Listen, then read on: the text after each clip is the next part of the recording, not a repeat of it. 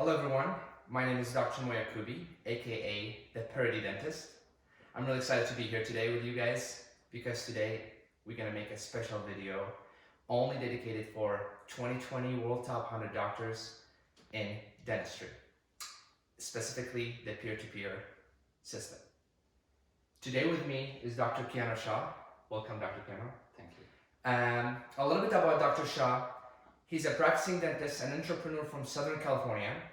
As a traveling healthcare provider, Dr. Shah has practiced in more than 300 offices. As a businessman, Dr. Shah has built numerous co-brand, private label, and peer-to-peer partnership in the healthcare industry. Dr. Shah has completed his undergrad studies at Western Illinois University, where he earned a Bachelor of Science in 2000. Dr. Shah graduated in 2006 with a doctorate in dental medicine from Southern Illinois University. He went on to complete an MBA at Brandman University in International Business in 2016. His participation as a Fellow of the International Congress of Oral Implantologists, Fellow of the California Implant Institute, and Fellow of the International Academy of Dental Facial Aesthetics has culminated his mastership and diplomat status of the International Congress of Oral Implantologists. Dr. Shah has been in various roles as a founder, owner, chairperson, CEO, president, managing director, partner, associate, and consultant for a variety of domestic and international related business matters. In addition to his expertise in practicing general dentistry, Dr. Shah practices in the fields of prosthodontics, periodontics, and many of the other specialty dentistry. Dr. Shah, Dr. Shah reads, writes, and speaks English, German, and Farsi. Says Dr. Shah, a dentist is a lifetime professional commitment. Part artist, part architect, part entrepreneur, part physicist, part surgeon, part businessman, part therapist, and part community friend. Dr. Shah enjoys world travel, public speaking, studying and researching historical events, and participating in sports including soccer, table tennis, and fitness. And without further ado, welcome again, Dr. Shah. Thank you so much for the kind introduction. Absolutely. I mean, it seems like you've been living for more than 100 years with all those accomplishments. That's amazing. Thank you. I work very hard for making myself better every day and to contribute to our profession. That's amazing. And we would love to have more and more of you in this world, you know? It's amazing. When I get to know the top 100 doctors in dentistry and the peer-to-peer system, I was mind blown. I was just like, this just seems amazing, you know? So as just a person, and I'm pretty sure there's a lot of me in the field out there wondering what is this all about? So I'm gonna ask you certain questions just to get to know the system a little bit more, just like my fellow colleagues and our fellow colleagues wanted to know a little bit more about the system. So my first question is, how did you guys come up with this idea and what really inspired it? Peer-to-peer systems is not a new idea. They explored this in the financial sector. When I was doing my MBA at the time, I got involved with the financial sector. And I was very interested in the concept of creating lean systems. It's all about systems building that make you successful in a corporate setting, for example. And the financial sector, if you recall, the whole Bitcoin and peer-to-peer lending cut out a lot of the third parties that were charging fees, exuberant fees, and they created a system where it was decentralized versus a centralized system, and it allowed peers to do transactions with each other without the intermediary. So that idea sparked another idea and another idea, and I was wondering, why can't we choose this that has exploded in the financial sector for our own, for healthcare, for dentistry, where we're encountering a lot of problems with insurance, management companies, big pharma, and all of the people that have their hands in the doctor-patient relationship, where we are vulnerable. So the ideas flourished, one thing to another. So we are thinking blockchain, so the peer-to-peer came about in about 2015, 2016, when I started really getting into creating systems that may or may not work in the healthcare sector. Yeah. Out of that came a global summit for implantology, where we tried to create toolboxes for doctors that wanted to enter that space. I also started the Extraction Academy around that time, in 2015, and sort of went hand in hand in trying to get our doctors that have some sort of love for surgery from extractions into more complex procedures. And we packaged that up really nicely with experts from more than 40 countries that came into LA. That was the first act. The second act was bringing in 20, the executive summit that we did in Southern California with doctors that are in places of authority to give us more access into those things. And then out of that meeting, the next thing came the World's Top 100, which is essentially the third act, an example of what can be achieved peer-to-peer. And there could be many other ways of creating these type of peer-to-peer platforms, but this is just another example. It's not really about being the best of anything. It's about creating systems where you collaborate with your colleagues and gain access and information, because information is power and access is power and peer-to-peer is power. Absolutely. So in other words, basically, as simple as I want to put it in my head that I want to understand this, you would say that if I want something from you to help me in something, I don't need a middleman to approach. I can just approach you and you can help me that way. Yes, so for our younger generations, the same mistakes I made cost me millions of dollars throughout my career, throughout the last 14 years I've been practicing. If somebody were to ask me, would you have done something differently? I would say, if I had access to knowledge about this guy that has been doing it for 3 decades or 4 decades, like the podcasts I've been doing with Dr. Williams and the other Dr. Blatchford about it, if we had that knowledge, we would save ourselves a lot of headache and money. And one way, for example, as Dr. Blatchford put it yesterday on a podcast, was you can make a mistake and learn from mistakes, but one thing that's better is if you find out somebody who has made that mistake so you don't do it yourself. Absolutely. So that's information exchange, for example, is one sample. But there is more. There's continuing education, supply chain, purchasing power, and all these other different areas we could implement peer-to-peer systems that would put us into a better situation of regaining autonomy over our profession and being able to write our own destiny. Absolutely. So with that being said, the peer-to-peer system is also combined with the top 100 doctors in dentistry. And with that being said, I want to ask you the question of, is this the first year that you guys presented the list of the top 100 doctors in the dental field? Correct. We had formed a board of regents of some very well-known doctors that came out of the advisory board for the first and second event. And this board, they were part of, they nominated some people. Anybody could have nominated people. They had a lot of nominations come in. And then we were looking for a variety of not only people from around the world, because we want to create a global organization. Blockchain is a global matter.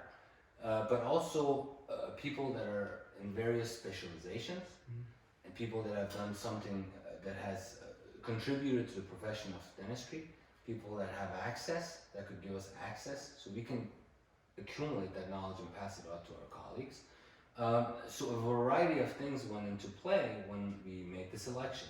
So bringing 70 plus countries together under a platform is not an easy task. And there is no list in the world that could gather up the 100 best doctors in the world. It's not about being the best of anything. But talk is really cheap. Actually taking the first step in creating something that could solve the problems that we see in every chat room. We all have the same problems: insurance, management, staff, overhead, hiring, firing, all of those things. You have to do something. People talk, but nothing gets done. So we took this step. We brought 70 some countries together. We brought them from different areas, just as an example of sampling and polling, because no list in the world could encompass all the wonderful clinicians that are out there that are doing great things for their patients. It's just a platform and a sample of a peer-to-peer system. Makes sense. And I'm gonna go a little bit more in details about these questions to maybe break it down a little bit more for our general population. But so then you described for me the nomination processes. You guys selected different people from around the world to sit together in a board, in a panel, and create that list of the top 100. Now, I want to ask you is that how did you decide which dentist made that list of the 100? What were the criteria that made these people meet the top 100? So particular criteria, most of these faces you already know from decades of hard work. You have the likes of Dr. Christensen or Dr. Ferran, who doesn't need an introduction. And then you have people that have over 800 research articles, like Dr. Friedman. And you got one gentleman that has 37 patents out of South Korea related to dental products. 37. 37. And you got Dr. Niznik, who has, for example, 33. You got Arun Garg. Dr. Garg was a co-founder of the PRP movement, which is now a $40 billion industry. So on and on it goes, similar figures that have contributed from different countries that give us great amount of knowledge and background. They're not all clinicians, you know. We have one person that's the head of the largest lab in the world. He's the VP of the organization, but he's a dentist. So having all of these people from the journalism sector, from the supply chain, from the clinical perspective, from the surgical perspective, from innovation, all of that creates diversity and it creates massive outreach that we could have. Now we're exploring how we can position that with the goodwill sector. I'm talking to global goodwill ambassadors on probably designing some sort of a plan. They're in over 200 countries with 16,000 members that are doing good in the world. And if we could create a system where, for example, you would provide 1 day of free dentistry a month, that would establish you very well in the community as a dentist, and will also get you an award with them. So those discussions are going on, but I think that this peer-to-peer platform will have many applications, and it will lead. It's always that small little idea that sparks and turns into a big fire, okay? So right now I'm doing the rounds with my colleagues, trying to explain and put it on a table, but the ideas have to eventually come out from us, from within our community. In the financial sector, there was a ledger up there. Everybody could look and keep their eyes on the ball, and then there were no special interest, because it's not possible in that system, right? It's a decentralized system. So now the board is thinking about ideas that relate to creating this platform where nobody's really in control, but the profession as a whole. And that may lead to all of the third parties realizing that they're guests, and if they don't behave like guests, they're going to be leaving this industry sooner or later. Some of these leaders predict that the hedge fund, private equity bubble for these management companies is eventually gonna burst, because they're putting a lot more money out than these offices are making back. So we have to take these steps to regain autonomy over our profession. When I entered it, which was a little bit about a decade before you did, there was kind of a patient-doctor relationship that was sacred, sort of in the Midwest. And now it's turned into a marketing function, which doesn't sit well with us. Well, absolutely. So, looking at a few of the other questions that I wanted to ask you is, obviously it was a very difficult process to get to select those people, because there is a lot of dentists around the world, you know. So, and those are big names like the ones you mentioned. I probably know some of them. Don't know the international. I've been out of school for 2 years now, so the whole industry is kind of new to me. You know, you think you learned a lot in dental school, but there's way so much more to learn after that. But the goal of compiling and promoting the list. So we are focusing on the peer-to-peer system. We are focusing on creating a way that things will be easier to approach for the dentist. Things will be easier to control, and obviously the goal also to make it a little bit more affordable. You know, the way I think about it is, I mean, it still exists. When we are doing international transfer of money, we have to go to a certain bank, and we have to wait in line and do that.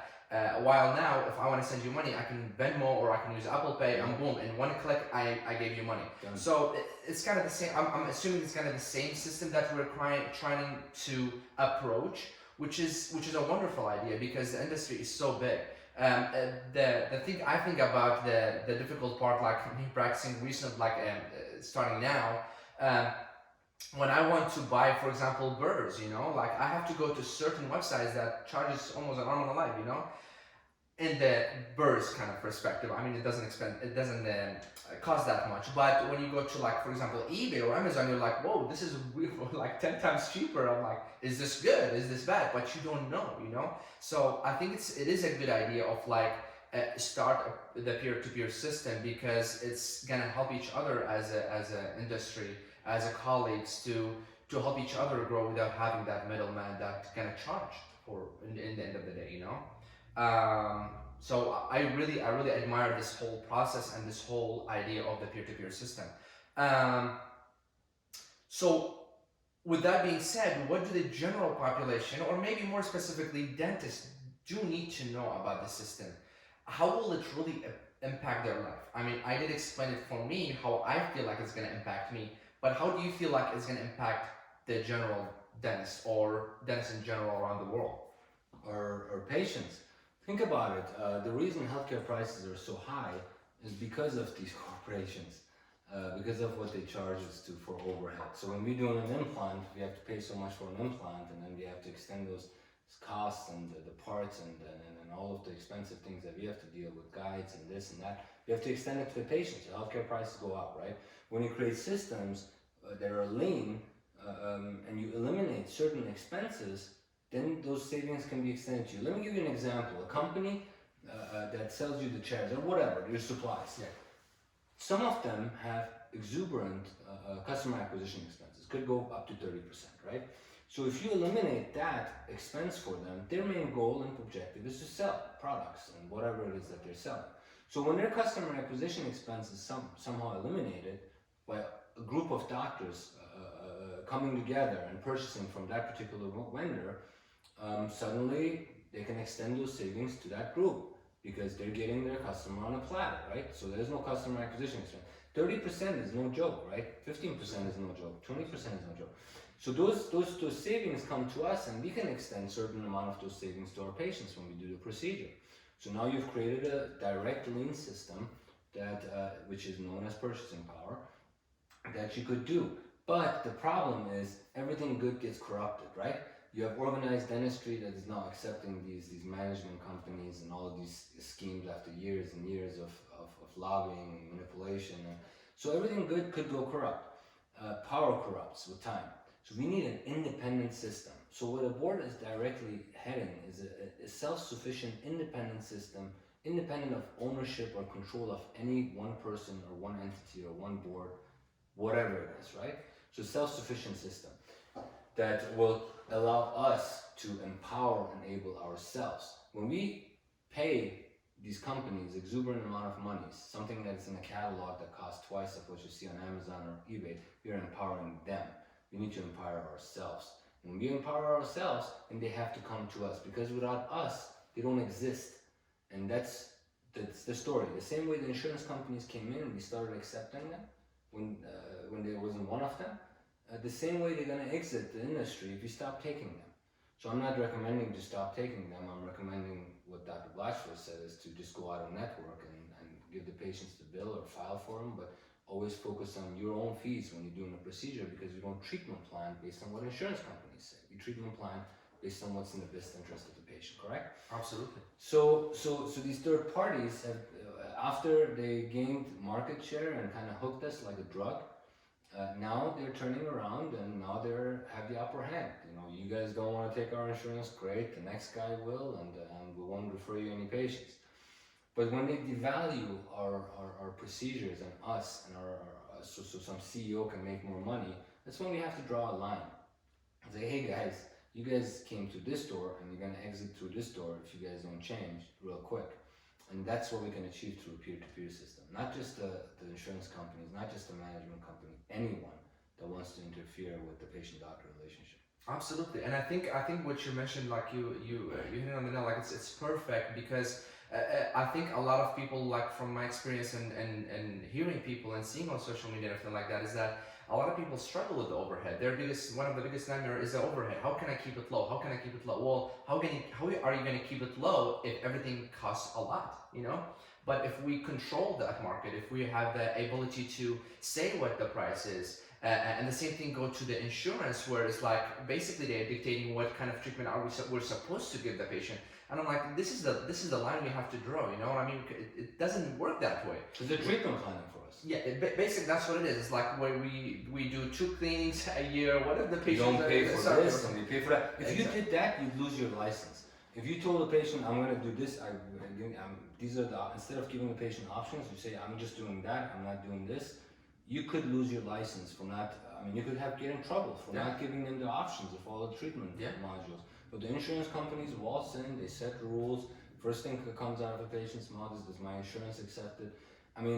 Where the board's there. Where the board's there to say, hey, you guys are sort of indirectly interfering with the patient-doctor relationship. You can't treatment plan properly because they're looking at their maxes and what the coverage is. And they want to stay within that.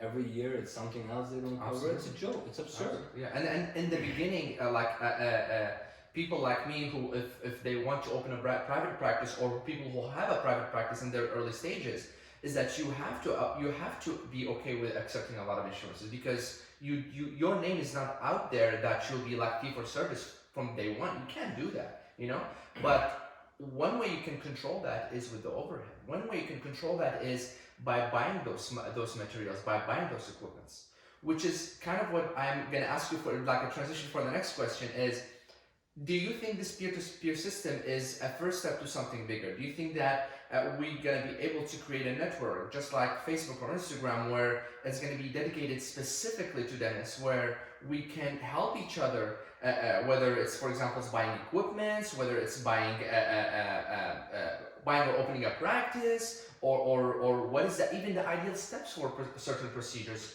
from the big leaders of dentistry, that they recommend this kind of treatment and those kind of steps, What do you feel like about that? Do you feel like we are doing the peer-to-peer system in order for us to hopefully reach that kind of destination? That's the end goal. So 3 years into it, we've accomplished 3 different things. I think we've woken up a lot of dentists, the happy ones and the sad ones, however it is. We just keep plugging away and implement the next idea and next idea. And I think we will get there to a point where you have a system that's self-sufficient, that is comprehensive, that's sort of an independent society or an independent association, the peer-to-peer planet over here. You got all these other planets that are causing trouble in our industry. So we need that peer-to-peer planet, or we will end up, in my opinion, like the pharmacists and optometrists, where they become worker bees for these corporations, versus the autonomy that we would love to have.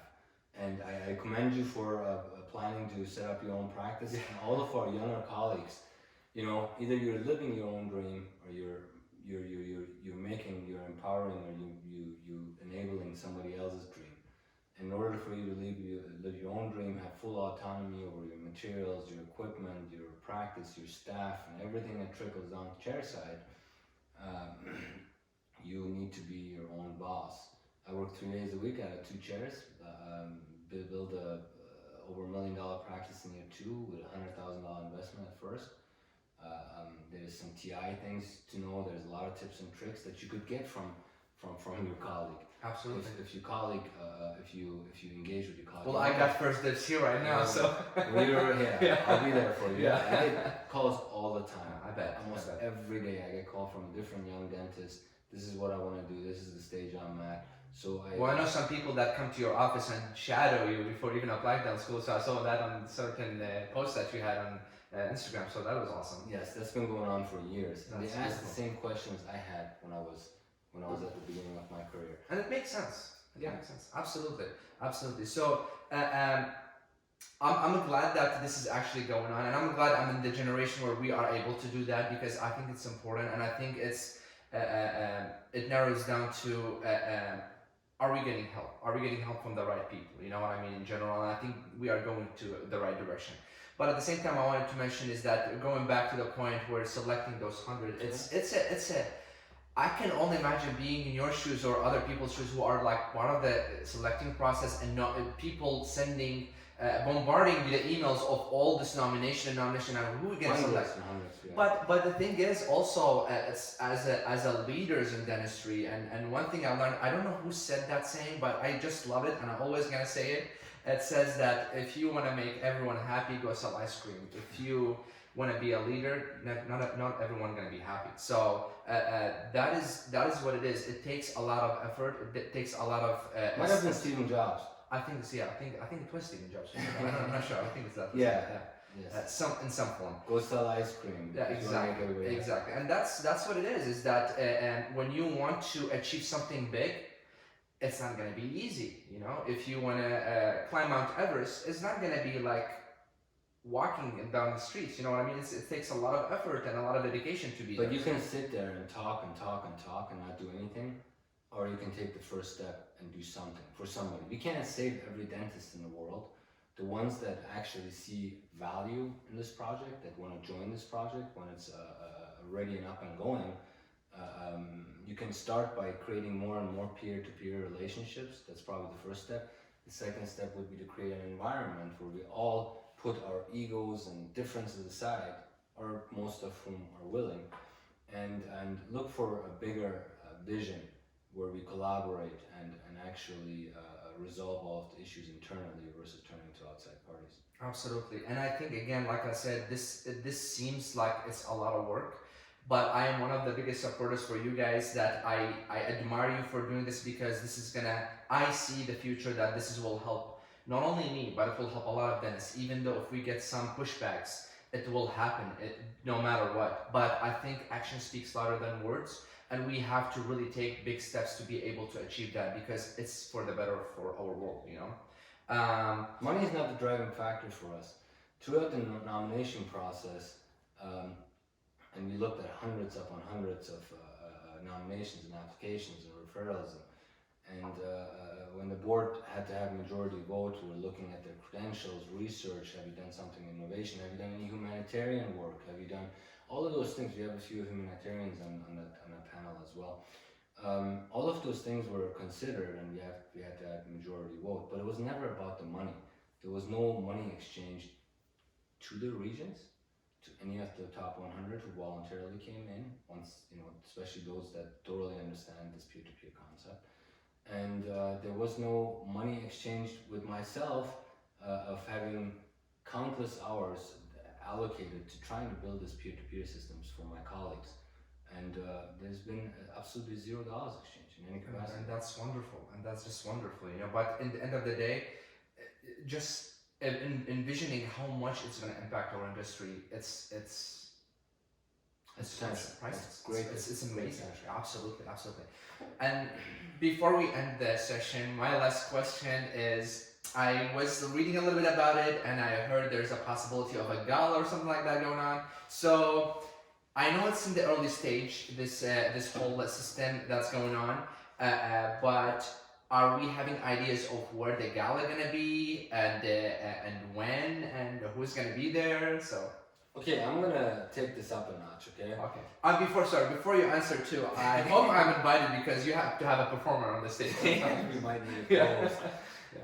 We might need a co-host for the parody part. There you go. Perfect. So we'll see how that goes. But let me put this in perspective to you.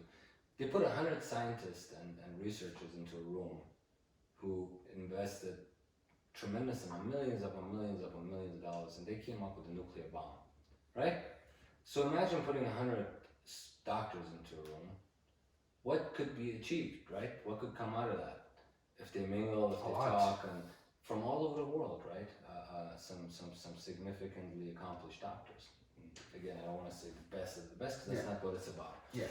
And so a gala for us and an educational event are on the charter. Just like the global summit we did, we're going to have a global interdisciplinary summit where we will invite the endodontists, the prosthodontists, and the orthodontists, and the implantologists, and the restorative guys to bring them all under one roof, so our colleagues can benefit from it and increase their acumen. Because the more you increase your acumen, the more valuable you become to society, and the more income you will have. That's just how it works. So the global interdisciplinary summit is in the discussion, and there's also the World Gala in the discussion. Just as you're talking to the G20 right now, to see. That's wonderful. This is one of the biggest business meetings between nations.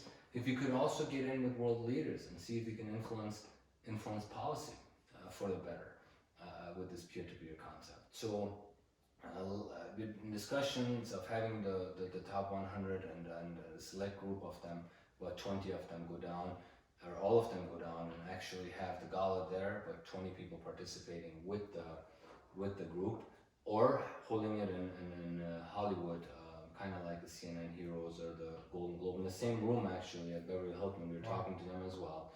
So once that's finalized and it's properly funded, supported by our colleagues, which I'm working on with the board, we will make the announcements, and when the global summit will occur, it could be towards the end of the year, maybe into 21, not sure. But if it happens to go into 21, it would be actually an opportunity to bring the next 100 doctors on board and have them present there as well. That's awesome. I'm excited to hear about it. Even if I'm not invited, I understand, but I'm excited to hear about it. Any last words you want to tell the audience, the people watching this, that people are excited for the future in dentistry? So, well, we're all dentists. I would, a dentist remains your best friend.